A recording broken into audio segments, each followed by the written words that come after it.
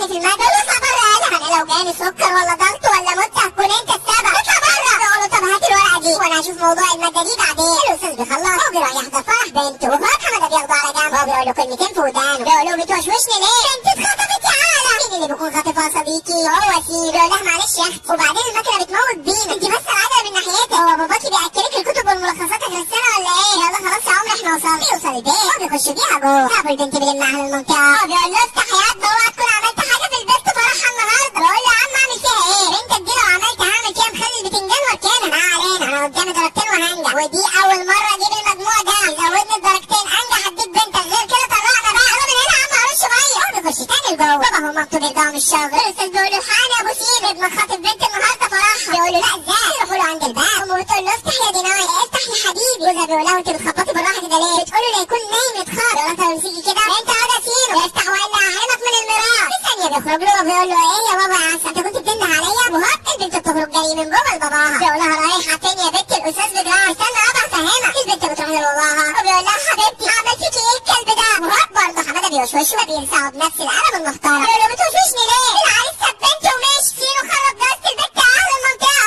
عم حماده بيقول له خلاص يبقى سينو هو اللي يتجوزها. بيقول له حصل. سينو انت هتتجوز بنتي. ابوه بيقول له وافق يا ابني. امه بتقول له اه يا ابني.